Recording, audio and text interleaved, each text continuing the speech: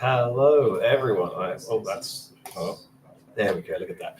I hope you guys can all hear me. I did test the mic before, but I'm not 100% sure. So just let me know if you can hear me. I can see that you can see me, and this time it's a fresh battery in the camera, so it should last for the whole hour, as long as we stick to the whole hour. I know last week I was forced to stick to an hour. Hopefully this week we will do the same. No one's confirmed that they can hear me yet, so I'm just going to wait a second. You hear me? Great. Wonderful. Sorry, I've kept the headphones on because the fans and the air conditioning in this room are on maximum overdrive because of the amount of computers and everything else in this room. If you can't tell, this is the practice room. So yeah, this is the PGL practice room where we're sort of holed up for the week. 1 second.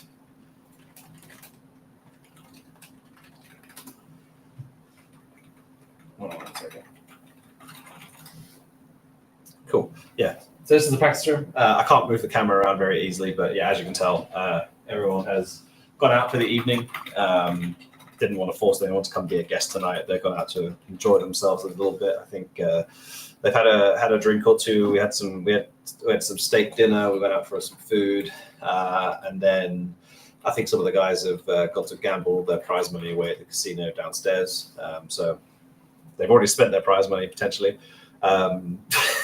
So they're all gone, but well deserved, and it's their money. They can do what they want with it. So not my problem as long as they don't get into crazy debt like Jacob.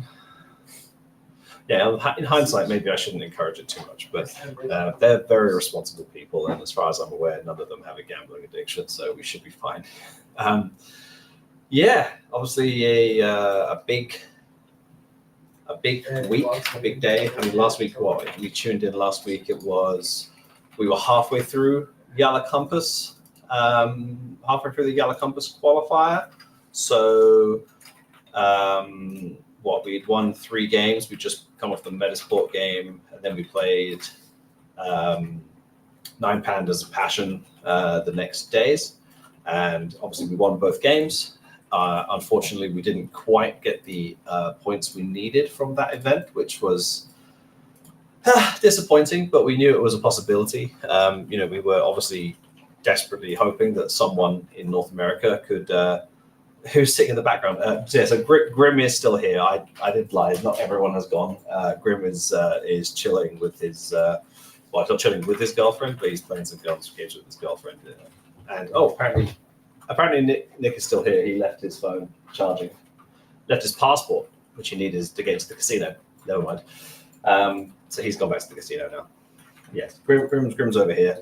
He's just chilling and having some fun, keeping up with his girlfriend back home.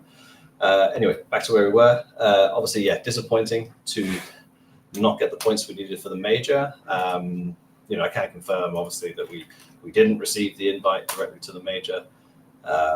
So we have to go through the qualifiers next week. We're in pretty good form, I would say. I'd say we're playing quite good Counter-Strike. So hopefully that's more of a formality than it needs to be. But obviously, we have to respect our opponents and give everything we have, and just get the qualifier done. But I'd like to think we're a pretty clear favorite in the group.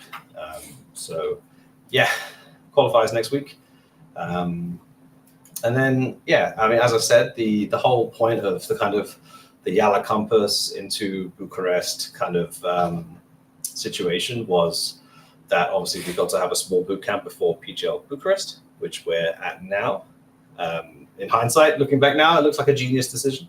But I think we showed a lot of this form back in North America as well, and we sort of just gave the opportunity to now show that. So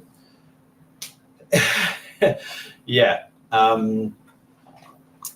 Yeah, I'll get to those questions you've got in a second. In fact, so just to answer this now, so Bonamant traveling back home this weekend, yes. So the plan right now, so PGL automatically book our flights for the end of the tournament now, so they're booked for Monday the 14th. The MRQ does start on the 15th, which is not ideal. So if we get knocked out in the quarterfinals, we will fly back on the 12th. If we get knocked out, if we make it to the semifinals, then we have to stay for the full duration because there is a third place playoff on the final Sunday. So no matter what happens, we will play both Saturday and Sunday. and then we would have to fly back home Monday, which is not ideal. No one's going to deny that. But we have to give it everything and see how far we can go. It wouldn't be in our nature to not give it everything now. But I think we'll be okay with the travel. Traveling west to east, or EU to NA, is typically a lot easier than traveling NA to Europe or Europe to Asia.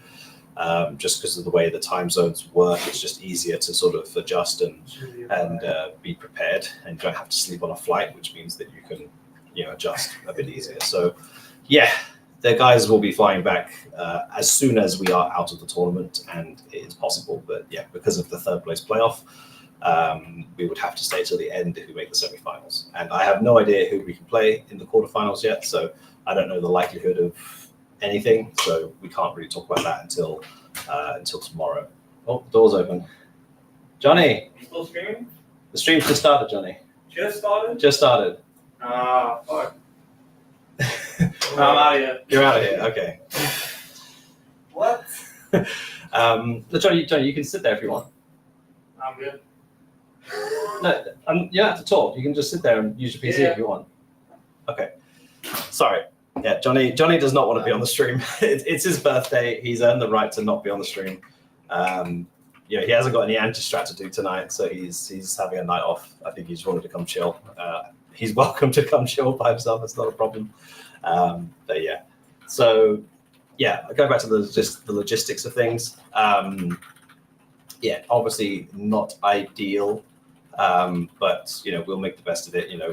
This whole ecosystem is just a crazy mess of schedule right now, and I don't think it's going to get any easier in the coming months. So we just have to be, we have to be adaptable, and we have to make the best of everything. We can't pass down opportunities, especially in the position we're in right now, where we're not in that kind of that top echelon, the top 10 kind of guaranteed invites position. I think once we get to that point, then obviously things will become a lot easier, and we can pick and choose and try and make an ideal. But right now we have to be ruthless and put ourselves under a bit of pressure to try and gain the most out of that. So yeah, that's the logistics for the MRQ for next week. All right, Don. I'll stop throwing out questions as we go. How's my coaching debut going? Very well is the simple answer to that. I don't know the exact percentage, so I think we played 5 matches at Yellow Compass and 4 matches here. We won all 5 at Yellow Compass, and we're 3 of, so what's 8 wins out of 9, so I think it's like 88%, give or take. Someone can correct me on that, but I think it's about 88%, which is, I'm probably the best ranked coach in the world ever. But I mean, guys, I'm just going to be real with you. It's fun to meme and joke about all this. It's fun to meme and joke about this, but I'm not a coach. I'm not coaching the team in any meaningful, tangible way. This is just a stopgap because we haven't got a coach yet. We're still trying to work out, who that coach is going to be. We're still going through the interview process. Things are obviously slowing down as we've come into these events, all the travel and trying to prepare for these games. We're trying to give everything to everything, and trying to prioritize as well. The team is playing fantastic Counter-Strike, and it's fun to meme that I'm the coach and everything's going great, but so much credit has to be given to the players themselves.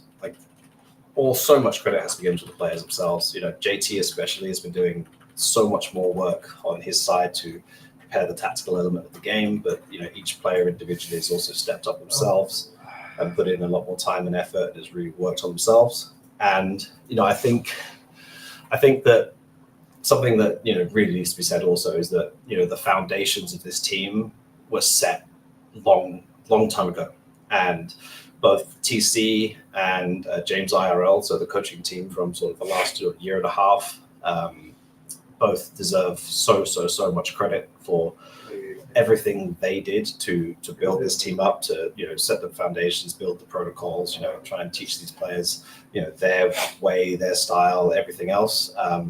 So much needs to go to them as well, and also to the former players.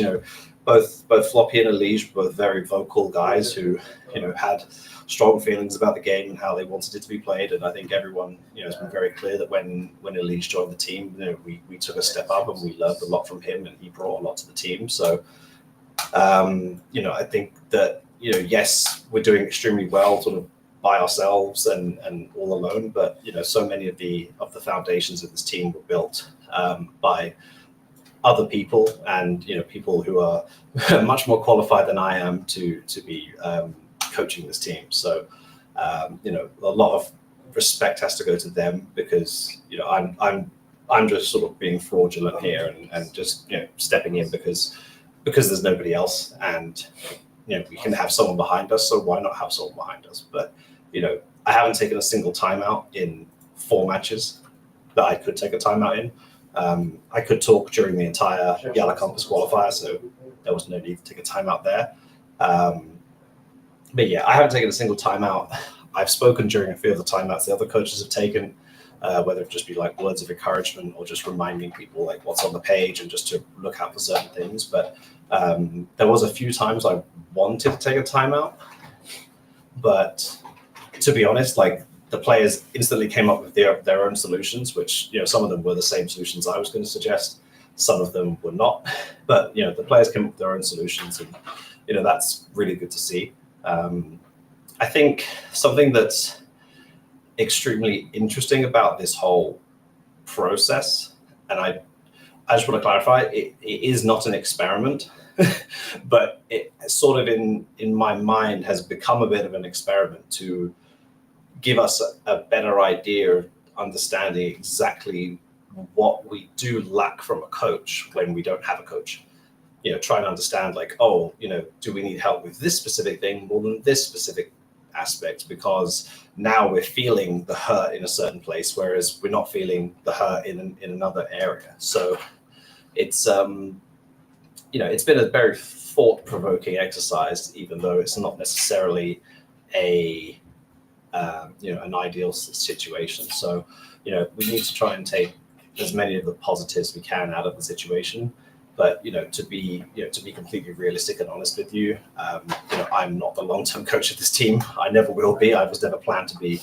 I'm not even realistically the coach of this team on any measurable way, except just my name is in the coach slot because there's nobody else. So yeah, it's fun to meme. It's fun to laugh and joke about it. But we do want to bring in a coach who can add to this team. Rather than just sort of be there for the sake of being there, which is where I am. So, we can have fun and we can meme about it. And, if I keep beating more tenured coaches and we keep smashing teams, like I'm not going to say no, that's going to be great. It's going to be fun. But, the long-term goal will always be to bring a proper coach in who's qualified to actually lead this team and work with them, improve them, and keep going. So, yeah, let's get that one out of the way now. So this week, if you didn't hear, we have had a good week of Counter-Strike. I guess let's have some fun, and we can bring up the match results from, I guess this is the last 3 months, and we can do a little reassessment. So last 3 months of results. Yeah, obviously started off, this is 2025, started off rough, as we all know. Losing to any of these 5 teams in any normal scenario is not anything to be upset about necessarily. We lost to 4 fantastic teams. So, it was a rough start for sure. We definitely threw ourselves into the deep end. But this big section of green up here is where we are looking at right now. And I guess, it all started right here at this PGL Bucharest qualifier. If we hadn't won this qualifier, we almost certainly would not have accepted the Yellow Compass qualifier because we wouldn't have been in Europe already.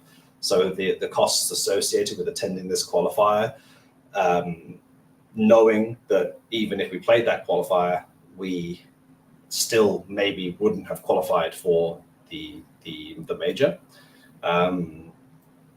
Would have been pretty much a non-negotiable. Like, there's no reason to go play a Yalla Compass qualifier if you knew that you had no chance of making the major. Now, we had a chance of making the major, so we took the gamble, we took the risk, and we said, like, let's go and try and play this qualifier. Just for everyone's official confirmation, we have declined the invite, or declined the qualification to the Yalla Compass online event, as it now is. So it's now been changed to an online event in Europe, which is during the same time period. So it's still during the MRQ, where we will be in North America. So their change helped out all the European teams. It completely screwed over the Brazilian teams and didn't help us at all. So Europe wins again. Europe wins everything. And just to clarify, the reason it screwed over the Brazilian teams is because Yalla Compass were going to pay for all their flights to Qatar, and now they will not pay any money to the team, to both teams, both Pain and MIBR, to play the online tournament in Europe. So they went from a fully funded LAN event, 600K, to a non-funded European online tournament overnight, and are getting nothing back for that. So, the Brazilian teams got screwed. Nothing changed for us, but that's fine. We knew that was going to be the case, that if we didn't qualify, we wouldn't play. So nothing really changed for us. And even worse is the Brazilian teams actually got invited to that event. So they really got the short end of the stick there. So that's rough. We're not going to Yalla Compass, the main event, but that was our only chance to attempt to qualify for the major. It didn't work out, but we had a 4-day boot camp. We played the 2 days of Yalla Compass, and then obviously we came to Bucharest. And I think teams were expecting us to be a bit of a walkover. I think people didn't really expect much from us. Beating these NA teams. I mean, the Blue Jays win and the wildcard win are pretty legit for North American standards. The Yalla Compass, beating 5 different tier 2, 3, tier 2. I'm going to call them tier 2. European teams is good. 5 in a row. We can't say much about that, but the difference in quality between these teams and these teams is crazy. So came out hot. Obviously, beat Falcons. That was a really nice match. Obviously, being able to play Train, as everyone knows, is one of our strong points. Getting to play that straight off the bat was a nice little confidence booster. Be honest, we were shocked that Dust 2 went even better. Like, that wasn't in the plan, but we're happy to take any win we get, really. The Furia obviously saw some issues with our Dust 2, so they picked it. And our CT side on Dust 2 was definitely lacking against them, and that obviously caused a pretty substantial issue for us. Won the pistol. This was a horrific round, and then we won the first and the last round. I mean, that's the only positive you can really see about that. And then our T side was going, but from a 10-2 half, you have no real margin of error. So that was tough. But you march on, and train went extremely well, as you would expect. And Inferno, we I guess surprised some people by having an extra map in our map pool. G2 again, Dust 2, they picked it. We played probably one of the worst CT halves again we've ever played, and 10-2. But this time we managed to keep our T side a bit more on top of things. This stat is astounding to me. They got 19 entries to 9, and we tied. And obviously, overtime they obviously dominated us. But 19 entries to 9. The fact that we even got to 12 is impressive. 3 clutches was probably part of the reason why we got so close. Monazzi just turned it on. This is crazy. Just absolutely destroyed us in the second half, I think. He got 24 AWP kills. He had 27 kills total. That's so crazy. That is crazy. Anyway, yeah, back to Then obviously we won Anubis, which was our map pick. I think the 1310 kind of flattered them a little bit because I feel like at this point we were pretty comfortably in control, and then we kind of messed up a round or two, and then let them get back in a bit. Like I feel like this could have easily been like a 13-6 or something if we played this properly. We also let them get back in a little bit on the CT side, but I think against most teams in the world, I think with the exception of guys like Aurora, who are an Anubis specialist team, and obviously teams like Vitality and Spirit, I think if we get 6 rounds on our CT side, I think we're pretty good for the win on Anubis. So when we pick it, we usually start CT. I think if we're getting 6 rounds, I think we're good for the win. If we're getting a few less than that, we're probably not so good. Again, entries heavily in our favor this time. Bit of a weird game in that regard. I don't know what it was overall. Overall, pretty even for the whole series. So yeah.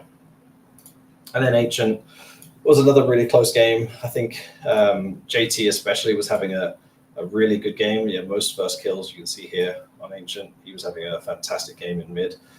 Really kept Malbs quiet for sure. But yeah, Hunter turned up that game. So that was rough. But yeah, G2 despite all the roster issues they're having and everything else, they're still a team that's made multiple finals in the last few years. I know they've had a few roster changes since then. Obviously, Hooksy, JKS have gone, Nexta's gone, but Malbs, Heavy God, they're not bad players. So we had to play the 3-1, the 2-1 game against FaZe today, and I think this one, especially for us, feels especially good because FaZe are typically a team that we have historically struggled against a lot. There's also lots of other not drama's not the right word, but other facets to the relationship we have with FaZe. Obviously, we played them in the Sydney Grand Final and lost to them in a very, very close best of 3. And obviously, Elige transferred to FaZe. FaZe is now also owned by our former ownership group. And we got sold back to Jason, and there's lots of sort of little things with FaZe. So it's a big matchup for us, and happy we were able to close it out. 13-7 felt very good on Dust 2. Today we decided, or JT decided, that he wanted to pick T side instead of CT side, which I think was a fantastic decision from him, because starting a CT side and ending up down to begin with was perhaps not our strongest suit. So starting on the T side and being able to sort of put up some rounds obviously helps us a lot out when we wanted to get to the CT side, where things are still not going to be great, but having that buffer puts a little bit less pressure on you, I think. I know people say you play both sides of Counter-Strike, so if you lose 3-9 and that's acceptable, then you should be able to take it 3-9 and 9-3 the other way, but it doesn't always work out that way. So happy we were able to sort of figure out, let's start T side, let's try and rack up some round wins, and then grind out the CT side afterwards. My boy Håkon, he had a game today, dominating. I actually don't think there was that many AWP kills. I think, he got 4 AWP kills in the entire Dust 2, which is also one more than Brokey got. I think Brokey got 2 on Dust 2. Holzer got 4. I think Elige got 1. So I think that was all the AWP kills, which for a Dust 2 game is very interesting. So it was a very rifle-centric game, which, maybe plays into our hands a bit. I think we've got very capable riflers, and I think especially with the kind of more fluid game style we're playing right now with, lots of aggression and sort of pack play, I think it suits us maybe. So, Holzek obviously is still a fantastic AWPer, but being able to play like a pack, I think works quite well for us. So, that was good. And then Anubis, as I said, if any team lets us get to 6 rounds, I think it's a win for us. We did stay with 5. This round here was a bit of a backbreaker. They just rushed at us with Tech 9s on the B side, and we just couldn't defend it. It took us by surprise. I think they caught us in a bit of a rotation, if I remember. I think we were just rotating off the side to go to go like pick up mid, and then the second we did that, bam, straight through the smoke, splashes, bang, you know, had the whole site. So this was a bit of a backbreaker, and it kind of left us a bit ruined on economy because these were some close rounds in here. But yeah, I think, as I said, if we get 6 rounds, I think it's like, you know, we're going to win. If we get 5 rounds, it's still pretty confident. And yeah, our T side was solid. If I recall, I don't think FaZe on both Dust 2 and on Anubis ever put together like 2 CT rounds in a row. So I think obviously that's true here on Anubis, and it's also true on Dust 2. So like their CT economy on both sides was just absolutely terrible. So yeah, that obviously means it's a lot easier to win a game of Counter-Strike if the opponent has no money. So yeah, very happy with our run at Bucharest so far. Don't know who we're going to play yet. The Swiss has got to figure it all out, and I can't remember. I haven't actually checked whether they take the Buchholz from. What is it? When they take the Buchholz from round 4 or round 5. Obviously, if they take it from round 4, it could be different to round 5 because the matches from round 5 won't be included. So I need to check that, but yeah, we will figure it out. And what I can say is that we will either play a 3-1 team or a 3-2 team.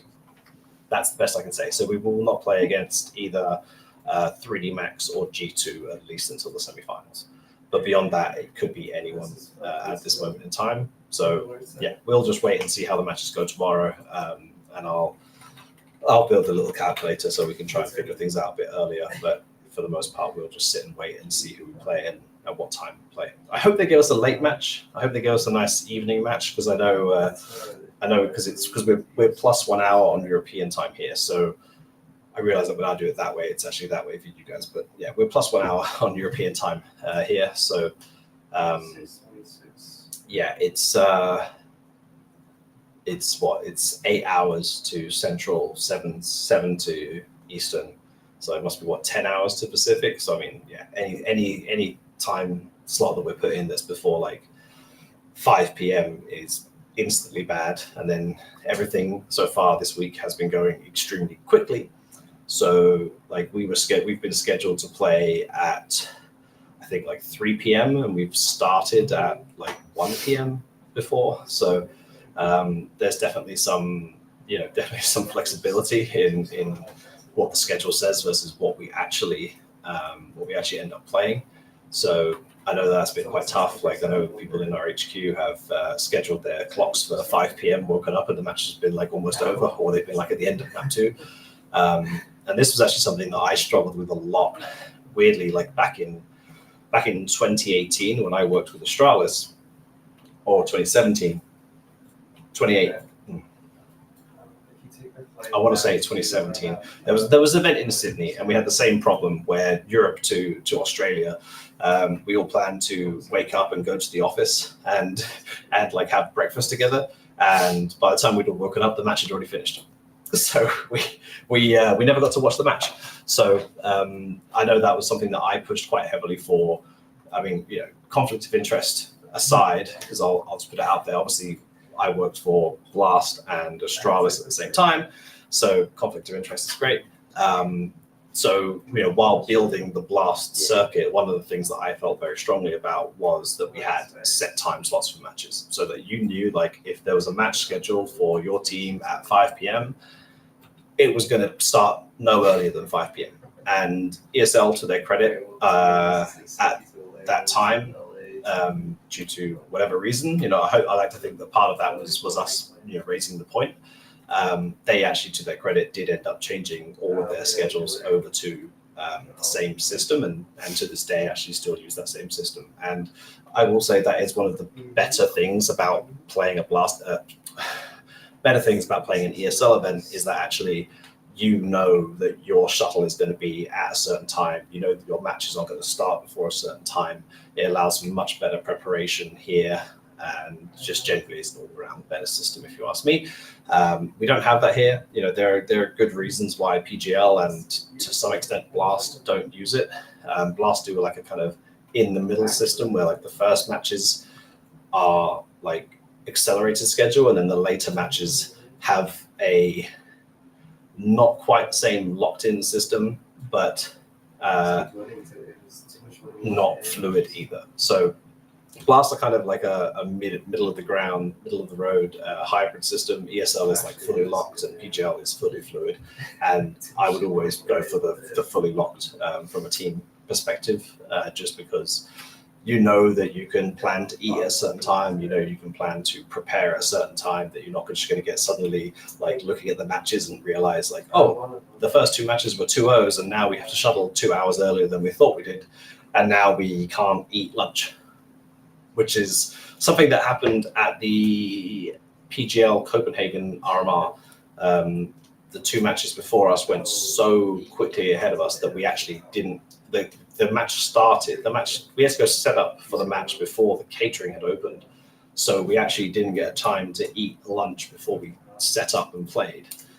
And therefore I had to run to like the local Starbucks and just buy up every like toasted sandwich and pastry, and just, that was what we ate for lunch, because there was no other way to eat before the match, because the match was meant to start at like 3-4 p.m. and we were setting up for our match at like 11:30. So yeah, that's my opinion on accelerated schedules. But I hope for everyone's sake from North America, and I suppose also Europe, because it doesn't really make a difference, that we get a nice late slot, as we will. Are we the only America's team left? Pain is 0-3, Liquid is 0-3, and Legacy went 1-3. Was there anyone else? I think that's right, isn't it? I think that's all the teams, right? So yeah, we are the only America's team as far as I know. So I hope we get the nice late match, and we can all enjoy, or you can all enjoy watching the match from home. Oh yeah, Furia are also out as well. Furia won 1-3 as well. So yeah, there was another team. They were already out. So yeah, would be nice to get the late match. I'm hoping conversely that Mongols make it through, and then they can have the early match, because then everyone in Mongolia can watch them, and then they can just slide in 2 little like European versus European matches in the middle, and then stick us at the end against whoever we get. Hopefully not the Mongols, because then it would be impossible. So yeah, hoping we avoid the Mongols for multiple reasons. Mostly, 1, because they're very good.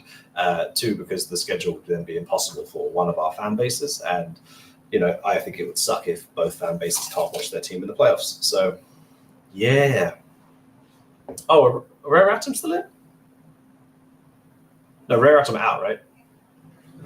It's been really hard to follow these matches when we've been playing ourselves. Like, I find it so easy to follow the matches when I'm just watching, like, in the green room, like, just waiting for the guys to play.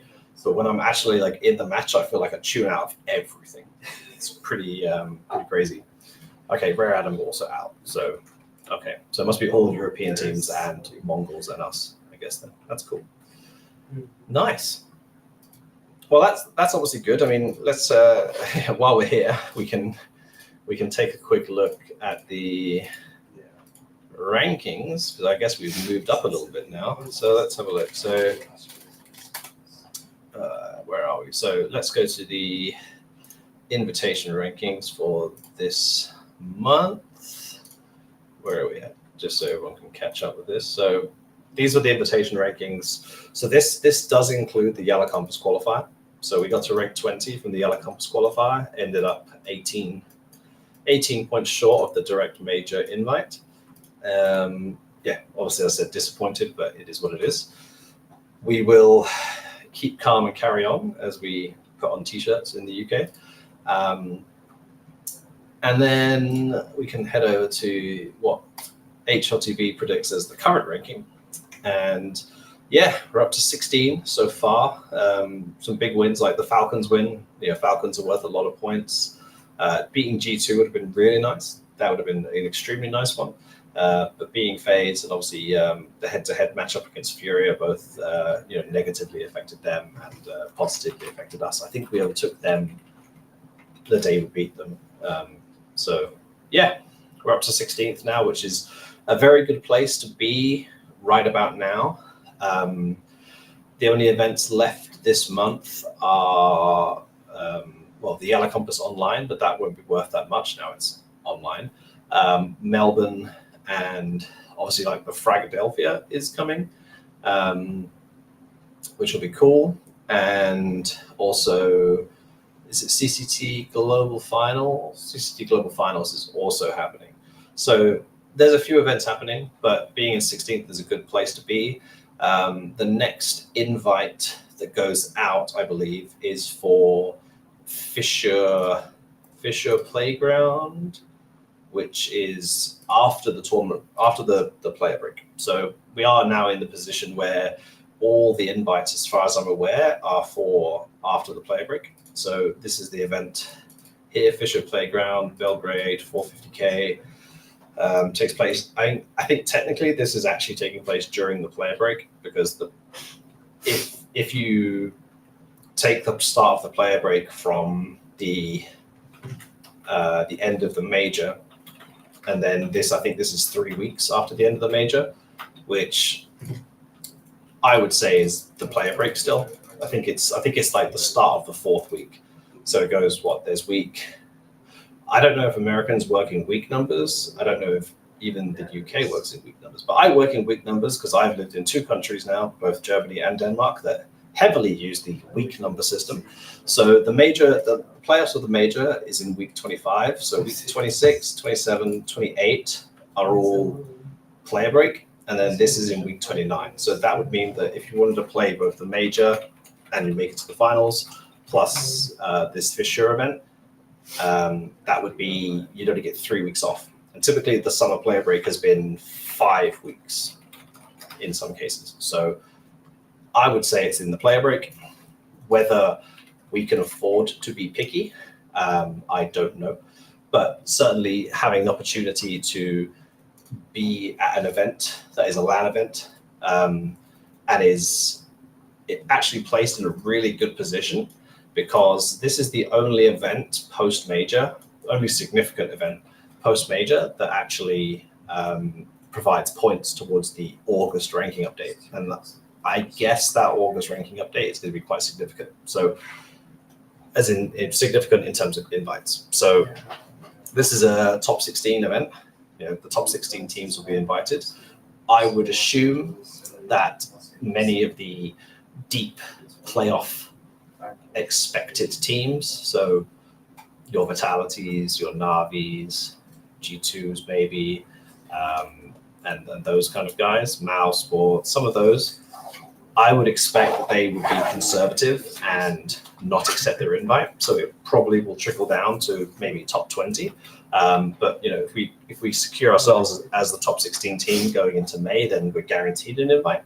And if we are just outside that going into May, then I think we'll get like a trickle down invite. So this could be a very important event. So I'm looking forward to getting that. So looking forward to having the opportunity to get that invite. Yeah. So we're ranked 16. I think we can go head to head against a lot of these teams above us. So hopefully we can.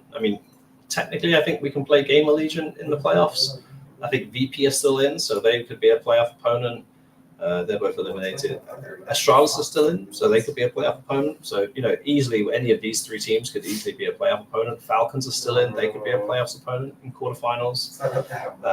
There's lots of teams in and around us that we hopefully could play directly head to head and maybe take some points off and earn some points for ourselves.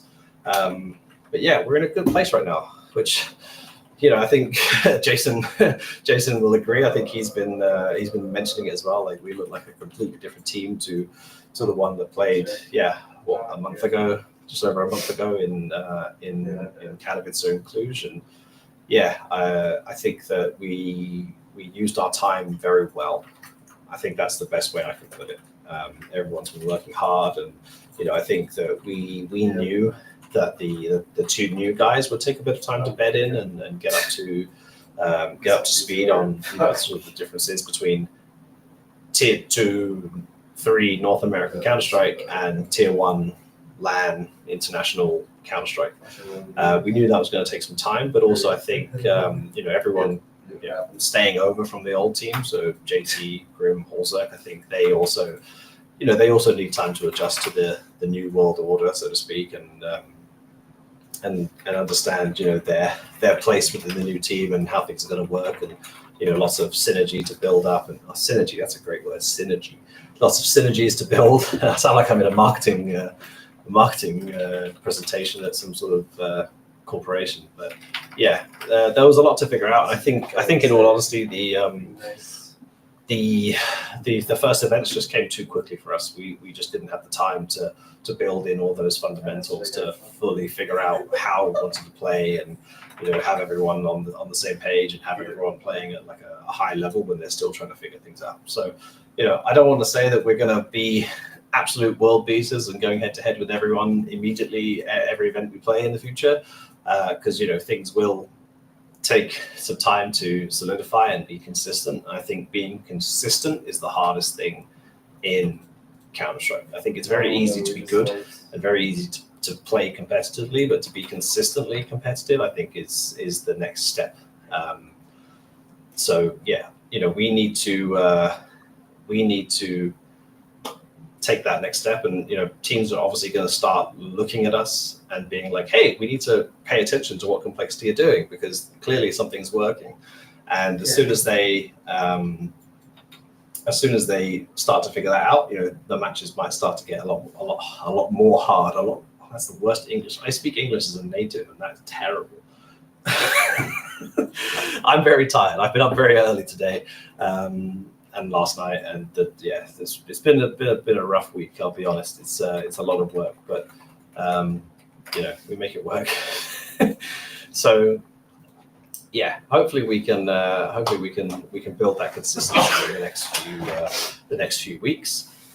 We've got a lot of stuff coming up. Like I said, we've got the MRQ, and then we've got an event the week after that, which is I can't say too much about it, but Philadelphia is the week after that, and then after that, I think right now, to be honest, May is, we're going to be creating some content in May, because we've got fuck all to play. There's no qualifiers, because again, all the qualifiers are for the major, which are happening next week. Dallas is already full. Astana is already full, and qualifiers are done. So May is going to be creating content for our wonderful organization and trying to. Do you know what we'll do in May? We will do some more Face It. We'll do some more Face It Play with the Pros nights. We'll make sure we get the guys in the US. So Nick, I can't work out if I want to call them by their gaming names. Nick's, Grim, and Sixy onto Face It for some Face It nights with you guys, the fans, and you can play and earn points and play with your favorite or least favorite Complexity players. I don't know who your favorites are, but you can play with them. So we'll make sure to schedule some of that in May when we're back home, and that will be most of our May. I think I would like to say we will fit in some kind of boot camp towards the end of May, before obviously the Austin Major, which starts in June. But let's talk about that once we qualify for the Major, because I don't want to get too ahead of myself. Not being ahead of myself recently has worked out in my favor, so I'm just going to keep doing that. I've been playing semi-dangerous games with our travel schedule in the hopes that things fall in the right place and that we can be flexible, and so far it's been working out great. So we're just going to keep doing that until it stops working. So yeah, right now the main focus is obviously playoffs on Friday and Saturday and Sunday, and then hoping that all of our travel goes extremely swiftly and smoothly towards the MRQ, and then we will play the MRQ, hopefully qualify from that, and then then we'll start booking everything for the major, boot camps, everything else. So we will try and aim for a Face It night in probably early May. So once we're back from Philadelphia, that will be the plan for the next few weeks and months at least. I think I've covered everything that I wanted to cover. I don't think there's anything. I mean, there's a few things I want to cover, but they'll probably be in next week because I don't want to speculate on anything. But there'll be a few things I want to talk about next week once all the things happen. So both positive and negative things. So yeah, we will go through those next week. So for now, I think we will just happy birthday, JT. Yay. It's good to give him a win on his birthday. I feel like he's been traveling so many of his birthdays.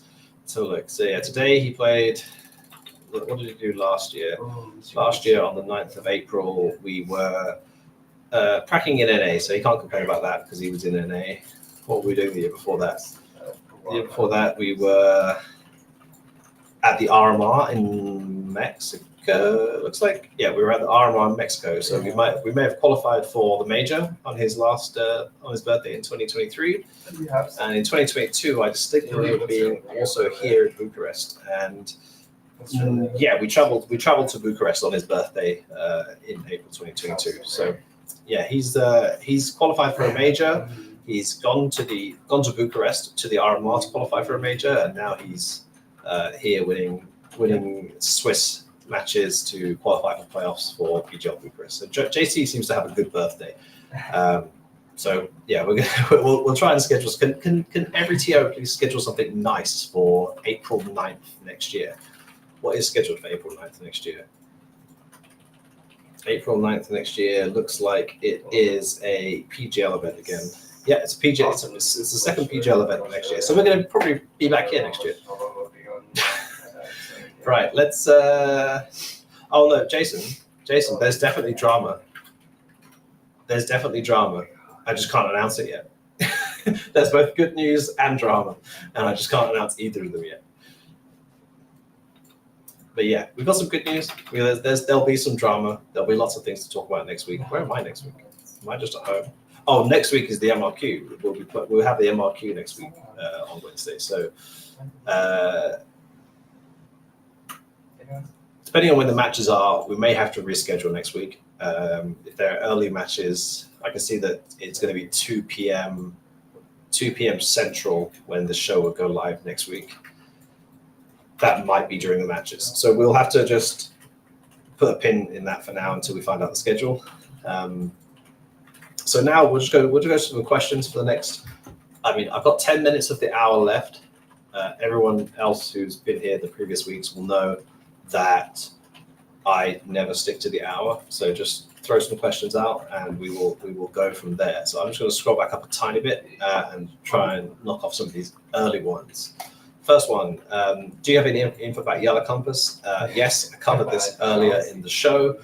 We have declined our qualification to the event because they haven't moved the dates and the dates still clash with the NA MRQ. They've moved it from offline in Qatar to online in Europe. They screwed over the Brazilian teams. Go back in the rest of the VOD to find out why that is. Next up, let's have a look. Thank you guys. I'm just reading through the chat now. Thanks for all the congratulations on how well we've been doing. What's this one? When you guys do timeouts, are you actually trying to add anything or are you just the vibes guy? As I said earlier in the show as well, I haven't taken a single timeout since we started. So technically neither of those. I've spoken during some of the other teams' timeouts if I felt like I had a little thing to say. Some of it definitely just vibes, just trying to make sure people like focus, keep up, keep it up. You're doing a great job. Just make sure you keep closing the rounds out. The round's not over till it's over. Basic quotes that you hear from every single sports movie ever. There's been a few times where I thought like, hey, do I want to take a timeout? And maybe have some input from a tactical perspective. I do have all the anti-strat with me. I've seen the game plan. I know what the general idea of what we're trying to do is. And to be honest, the reason I haven't taken one is twofold. One is because the players are coming up with their own solutions to their problems. They're coming up sometimes with the same ideas that I'm thinking of having, so I don't need to take a timeout. And the second aspect of that is that I don't want to waste a timeout if I feel like it could be used later in the game. So certainly in like the first half, like I don't want to start using a timeout if I feel like the players may want to take on themselves to talk about something. If I don't feel like I'm going to have as much of an impact as possible, then it may be better to keep it. So unless I'm extremely confident, I probably won't take one, but we'll see. Me and JT are obviously going to figure out a bit more about how this dynamic works, because obviously it's a bit scuffed. So yeah, we'll figure it out. But he said that if I feel like I need to take a timeout, I should take one. So if I do see the need, I will. But so far, right now, no need, and haven't taken one. Let's keep going.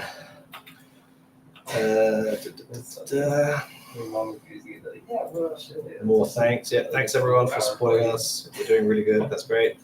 Let's have a look. Oh gosh. Keep scrolling.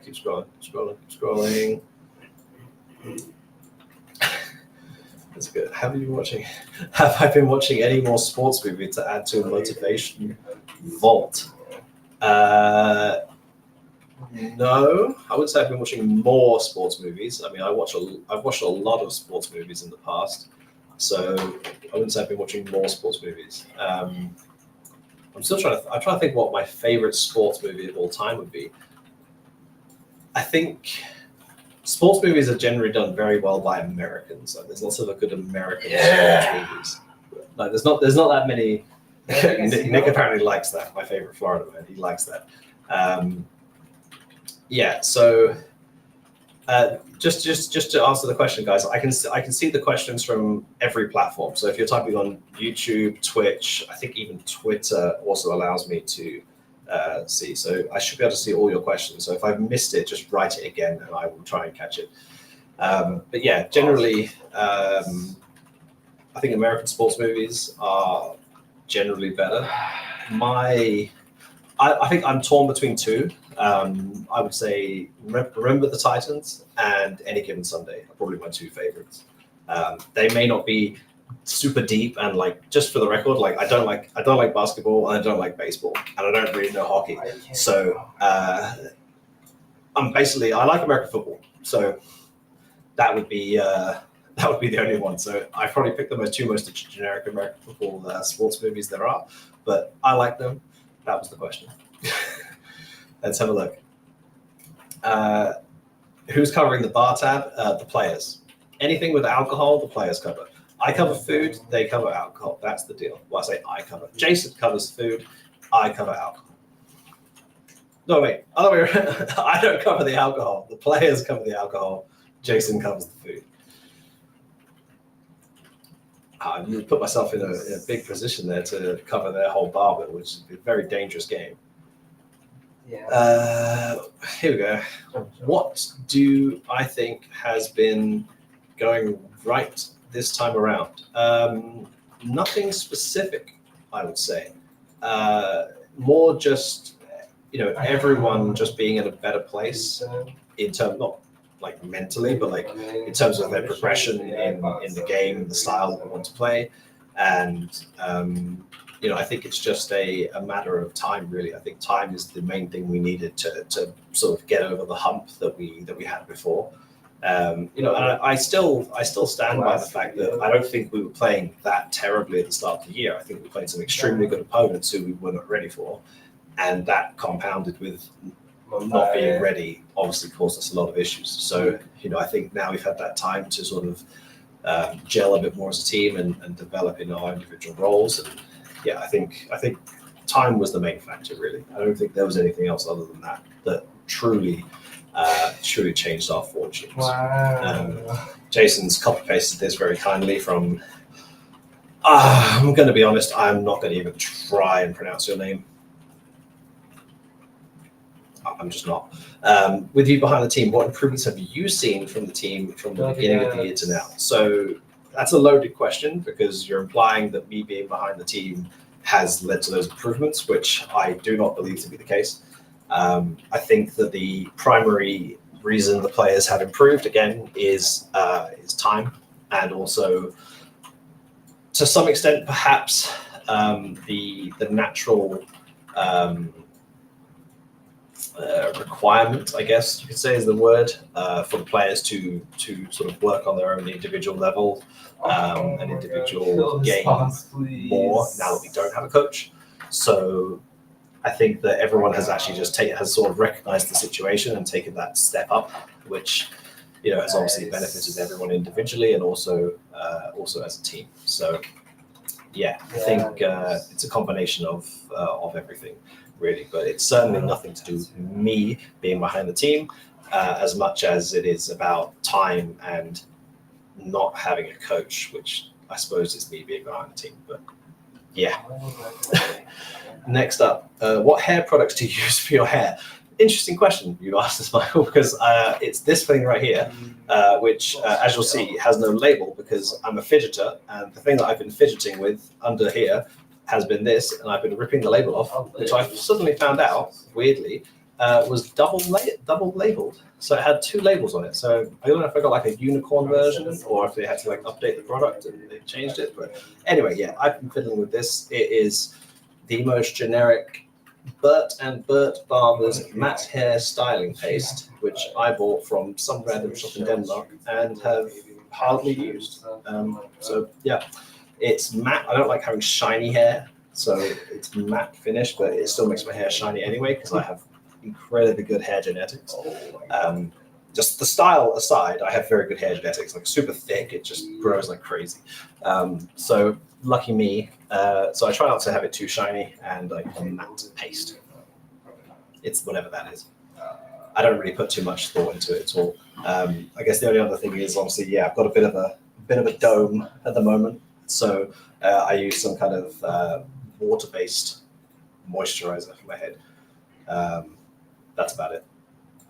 And then I've got tons of shit for the beard. I've got like 5 different products for the beard. They all do different things. It's super soft. It's lovely. Let's have a look. This is more for Jason. Jason, you've got to supply some cigars for every playoffs made. Yeah, you can answer that, Jason. Maui Snake covered the alcohol tonight. He certainly covered some of it. I think some of it's in our prac room fridge right now, which is probably a dangerous game to be playing. So I might have to confiscate that somewhere else. Lest I come back in the morning and it's all gone. But yeah, yeah, maybe he covered some of the alcohol tonight. Let's have a look. Did the team feel good after beating Elige? Again, a loaded question because it felt good to win regardless of who the opponent was. It felt good to beat FaZe specifically because we have lost to FaZe historically a bunch of times. The fact that John Elige is at that team, I think I'd be lying in saying that obviously, I'd be lying if I said that it didn't feel good to beat him, obviously, because, he left the team completely with our blessing and, we understood all the reasons why. And, it was in no way a bad breakup. He handled it professionally. We handled it professionally. We understood his reasoning. It was completely valid. It was, completely fine. But he left to obviously try and, join a better team that could compete for trophies. And, to be able to then replace him and go and beat him, yeah, it feels good. But, it's not a personal thing. We love John.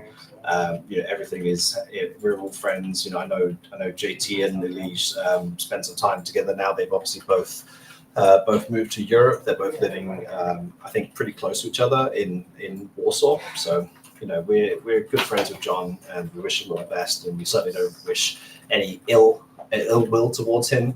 What happens on the server when we try and play each other sort of stays on the server. But yeah, obviously it feels good. But the main thing is it feels good just to beat FaZe. It feels good to win games. It feels good to qualify for playoffs. So yeah.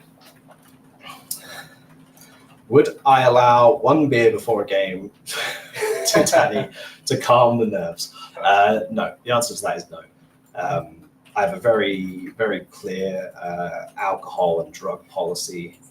I mean, I don't know if it's even just my policy. I think it's just general common sense. That you don't play, you don't turn up to practice, you don't turn up to matches, you don't turn up to any official engagement, drunk, intoxicated, inebriated, whatever word you want to use. That's obviously a no-go, and certainly wouldn't allow it before a match. Let's have a look. What are the team's plans for tomorrow?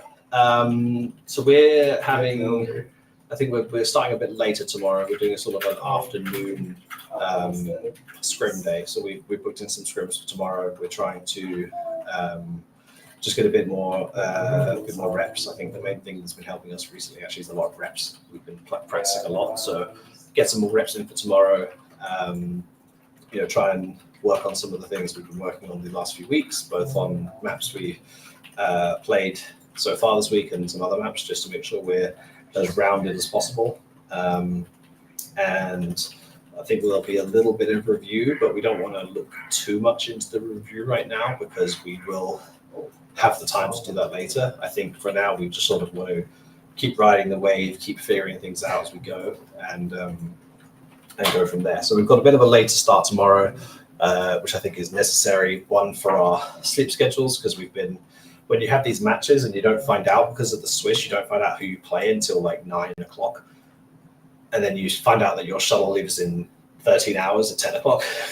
The time to prepare is very minimal. So, obviously people have had some late nights watching the scrims, watching the matches and the demo review and stuff. So I want to give some guys some time to get their sleep back in. We need to get some laundry done because we're staying here for a few more days. And then obviously JT and Halsek are going to Mexico to play the RMR. The other guys are going home, so they're traveling, so they need to do some laundry because they're away for an extended period of time. Just a bit more of a chill day tomorrow, just a few scrims, and then we'll find. Hopefully by then we'll know our opponent and prepare for the opponent in the race on Friday. So Robbie, any particular reason for the TC departure? We've covered this a few times now, so I feel like I need to stop answering this question. Some of it, I mean, Jason covered this especially earlier, both in his AMA that he did. He also covered it on Flom Stream earlier. There were a number of reasons, and I would say that we truly, truly appreciated TC. Really respected all the work he did. He was a fantastic coach. I think that with the position we're in financially right now, he was a very expensive coach.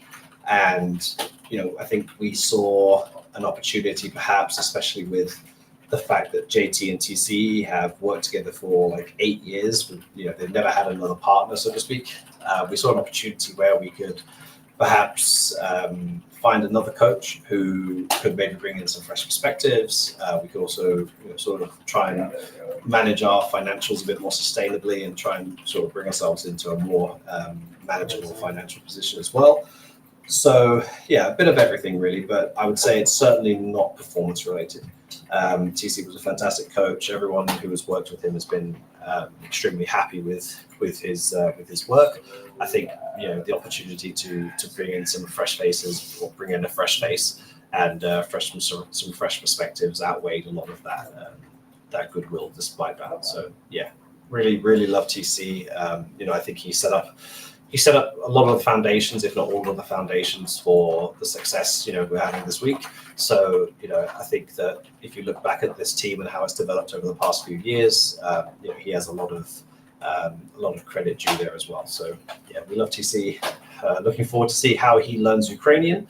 That'll be an interesting one for him over at Passions. But hopefully we'll see each other at some point, and they qualify for some lands, and we qualify for some lands as well. Because he's a friend of the team and a friend of the Complexity family, and he's both missed and obviously hard to say really. I miss him a lot. I consider him a good friend these days, and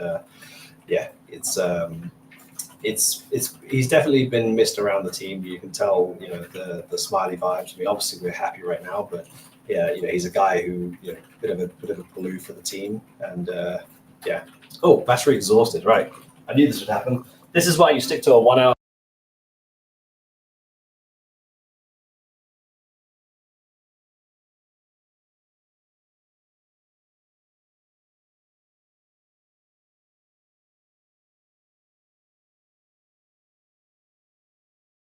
Just forgot. Sweet. Right. Here we go. Let's have a look.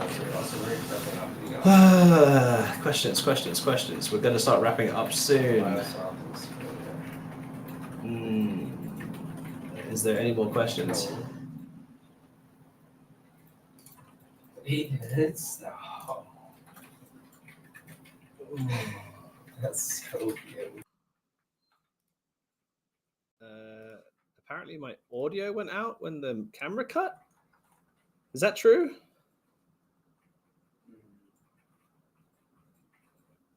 The audio shouldn't have gone out. It's on a snowball. Hello. It should have been on here. Interesting. So, okay, well, it said I was on the snowball before. The camera doesn't have a mic, so I mean, it does have a mic. It's not connected, but interesting. So apparently the audio has been dog shit this entire time because I thought it was going off this, and apparently it wasn't. It said snowball in the settings. Great. Well, now you can hear me. Should we just start the whole podcast again? Should I just go back from? Should I just cancel? No. Anyway, as I was saying, what was I even saying?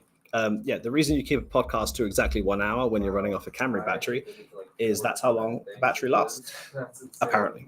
So I must have been very close to running out last week and got saved by Jason's AMA. So that's great.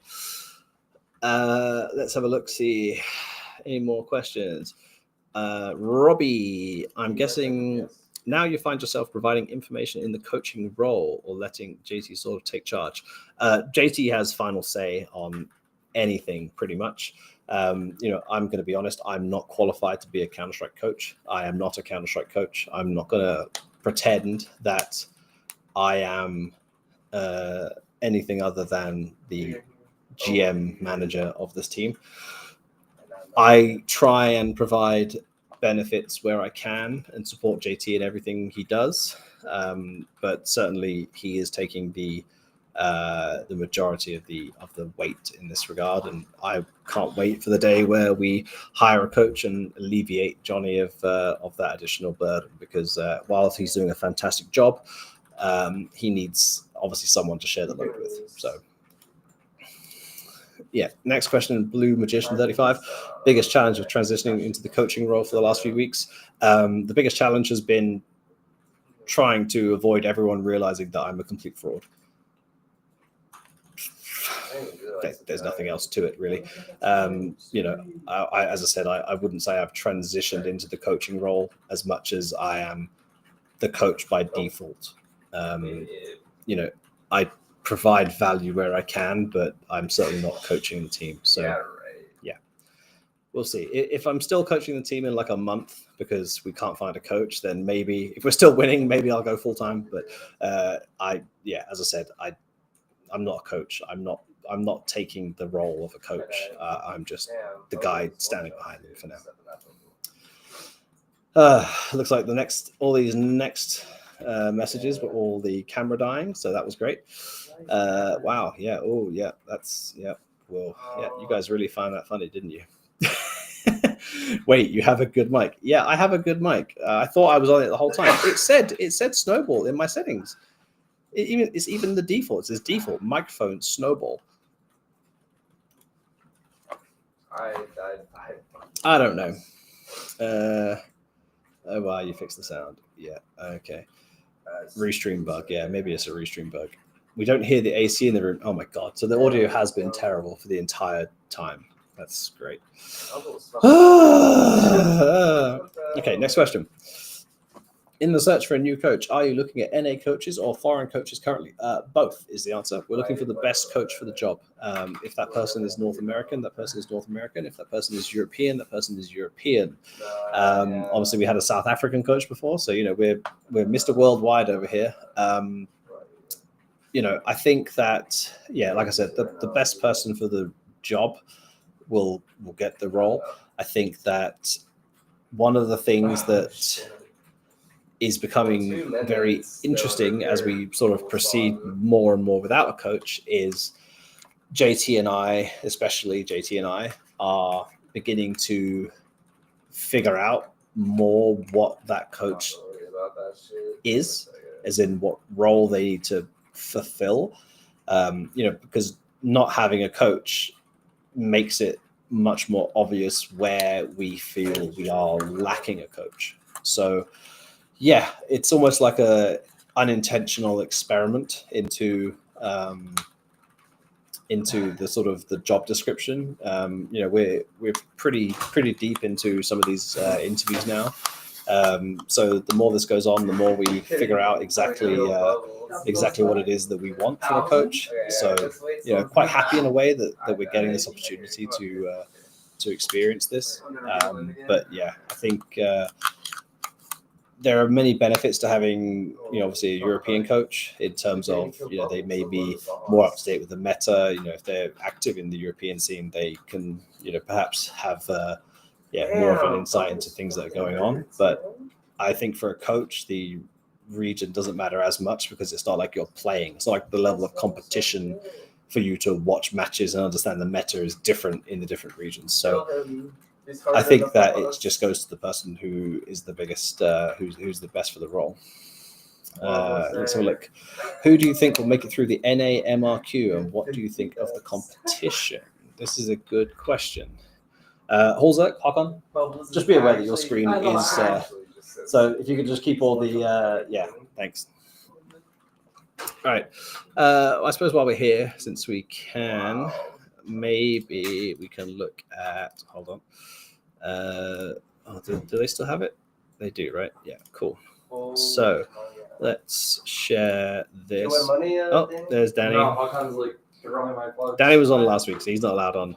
Danny, obviously just be aware, your screen is in the background. Yeah? So I can't look up what I was looking up earlier?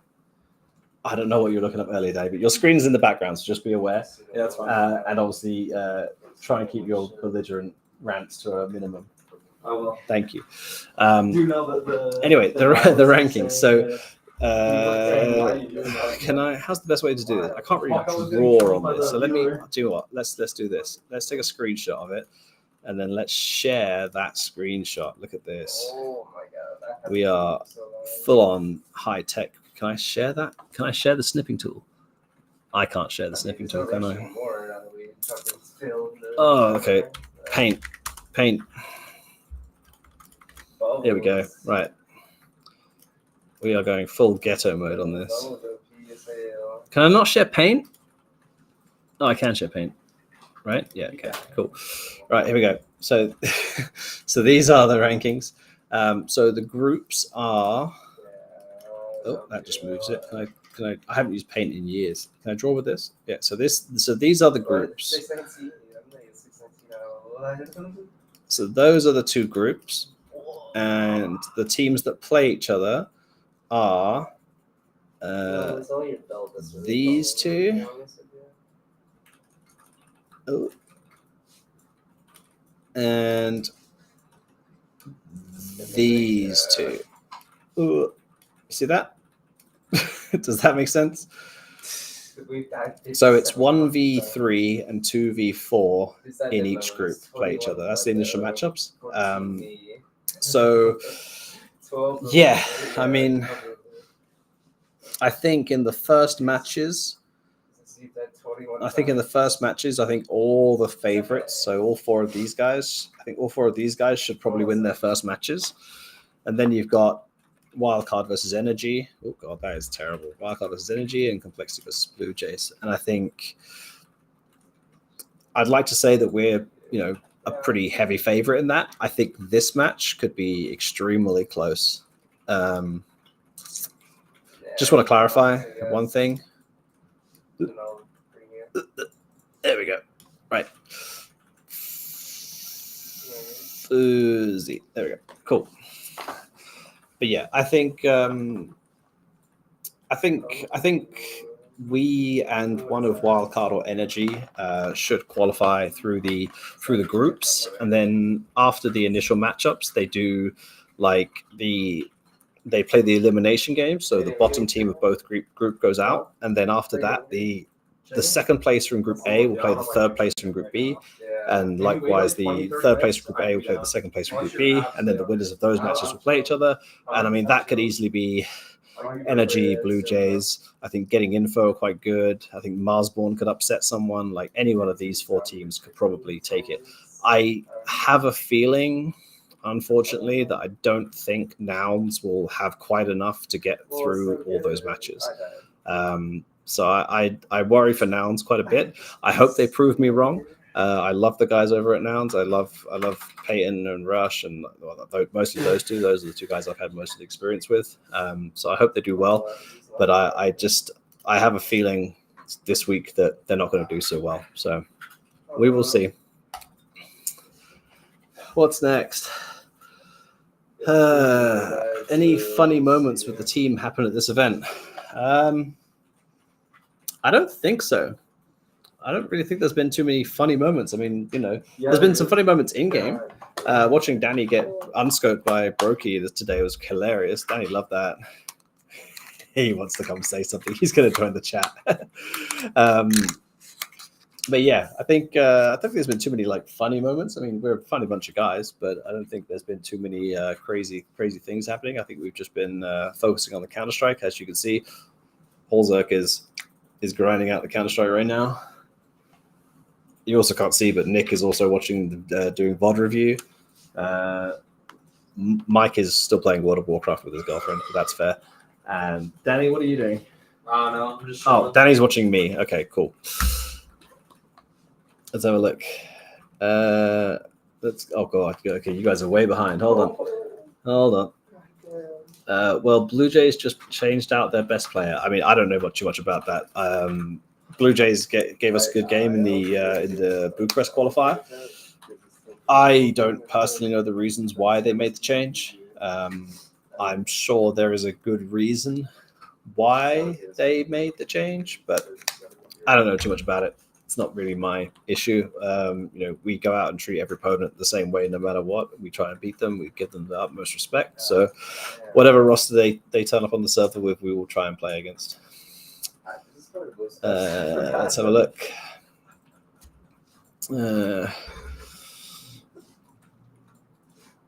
We fucking suck. Let's have a look. This is just you guys all talking to yourselves.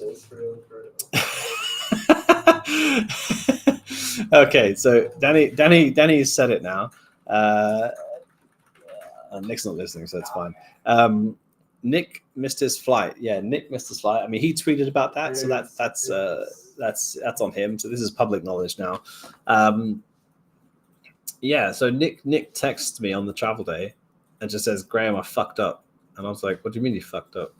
He's like, "I missed my flight." And I was like, "You've been in Amsterdam for 2.5 hours. How can you have missed your flight?"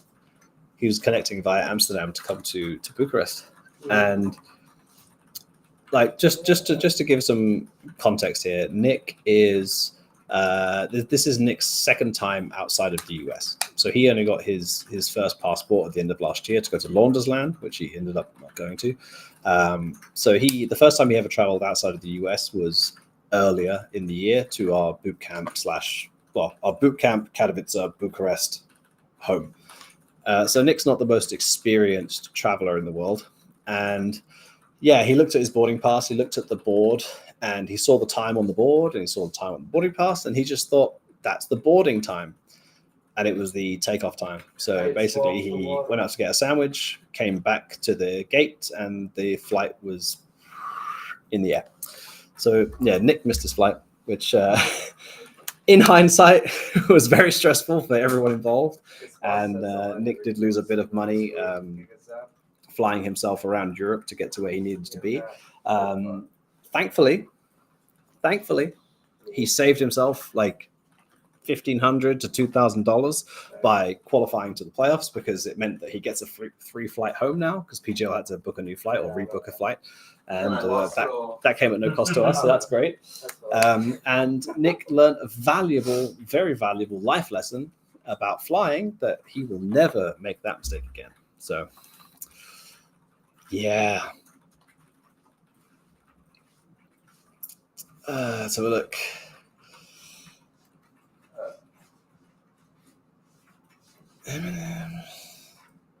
I don't know what this is in relation to. Can someone clarify what this is in relation to? It's not looking like a good reason. Oh, is that to the Wolfie thing? Okay, interesting. I can't wait. Okay, I just want to clarify. You're saying Schiphol is the worst. I love Amsterdam Airport. I think it's great. Amsterdam was the first place I ever flew alone. So the first place I ever flew by myself alone when I was 15 years old. I went to a Call of Duty 2 LAN. Call of Duty 2 LAN in like 2006 or 7. When I was 2006, I think, when I was 15. I flew to Amsterdam and then took a train all the way to Belgium in Antwerp in Belgium to go to my first ever international Call of Duty 2 LAN event.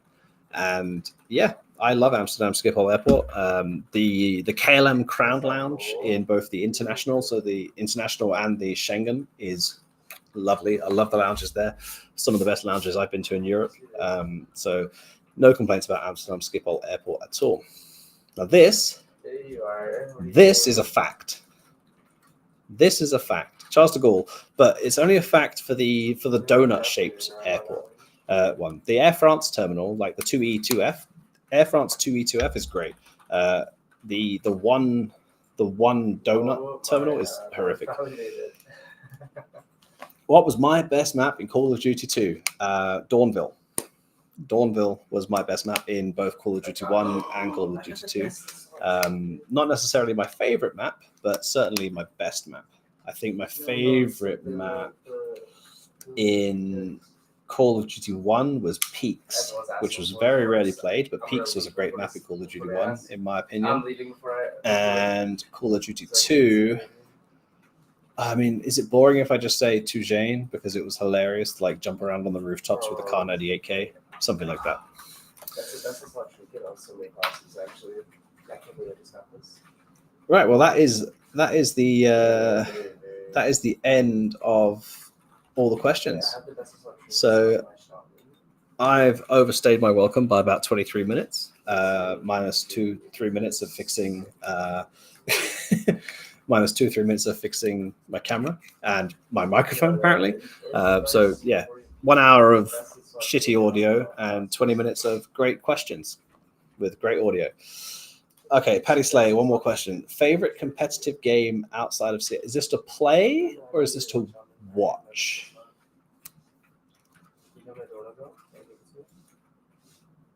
I'm just going to answer both of those. I would say in the last few years, the best competitive game that I play is Apex Legends. I love Apex Legends. I think Apex Legends is a super fun game. Of course, everyone asks for it instead. But that's definitely the last few years. I mean, if you ask me like all time, Call of Duty on PC, Call of Duty 1, 2, and 4. Like that's my like history. That's my childhood. Those are the games I got into esports with. Those are the games I got into like the behind the scenes stuff of esports with. They would be my GOAT games. But obviously, yeah, not relevant now, and the whole game is made for consoles, and it's depressing how bad Call of Duty's gotten. But take me back to 2007 or 2003 to 2007 playing Call of Duty, and that would be like prime time for me. Favorite competitive game outside of CS to watch right now would be Rocket League. A little bit of sort of complexity, personal aspect to that would be the fact that watching our own Rocket League team play is possibly the most stressful thing I've ever done in my life. I'm sure if Jason's still in the chat, he can attest to the fact that watching our Rocket League team play is utterly horrifically stressful. If you think of like the fine margins in Counter-Strike, like the fine margins between a goal going in Rocket League is just makes me want to feel sick. So yeah, Rocket League is definitely exciting to watch. It's over so quickly. It's like thick and fast. It's crazy. So definitely go watch our Rocket League team if they're playing, or Rocket League in general. Yeah, exactly. As Amy's just said, Rocket League is just non-stop pucker, which I think is the best way to describe it. It's just 5 minutes all action. There's no respite really. So yeah, Rocket League to watch. Right now, Apex Legends to play. I've always been a pretty heavy FPS gamer in general. So yeah, Apex Legends right now would be my favorite competitive game to play. If we go non-competitive games, then yeah, Football Manager I think is probably my biggest time sink. Aside from that, I played a lot of World of Warcraft for like 20 years or something. Well, not 20 years. 15 years. 15 years of World of Warcraft. Very devout. I love Warcraft in general. Like the whole lore of Warcraft. I have like tons of the books. My bookshelf is like packed with all the books. I love Warcraft dearly. Sadly, these days with a wife and 2 kids and all the travel I do, I don't have time to play World of Warcraft anymore. But I wouldn't say I'm an addict to World of Warcraft, but I love World of Warcraft. I used to love doing server first raiding and stuff like that back in like Burning Crusade, Wrath of the Lich King. So yeah, World of Warcraft would be one, and I think the other one would probably be like strategy games, Civilization, things like that. Games that I can sink like 12 hours into on a flight. Perfect. So Civilization, Football Manager are my sort of go-tos these days for very long flights, of which I've got some very long flights coming up to far-strung places in the world. So looking forward to buying some. See, I've actually been kind of tilted because I didn't buy Civilization 7 yet, and they cancelled Football Manager for this year. So it's a bit disappointing, but I'll figure out something to play. Yeah, those are the games, I guess. And I have not seen another question for a long time, so I am going to end the stream here. Thank you everyone for tuning in. I think this is the most viewers I've ever had. The number I'm seeing is 762 right now, which is a lot more than I think I've seen before.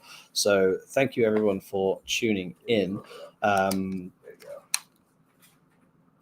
to see you in a few days. We will be playing on Friday. I don't know the time. I don't know the opponent. We'll be playing on Friday in the quarterfinals here at PGL Bucharest. Sadly, not an arena, not a stage. It will be a studio event. So I've made a joke, and instead of calling it PGL Bucharest, I called it EPL Bucharest because it's like a EPL studio event. Haha, I'm very funny. But yeah, EPL Bucharest, PGL Bucharest, whatever you want to call it.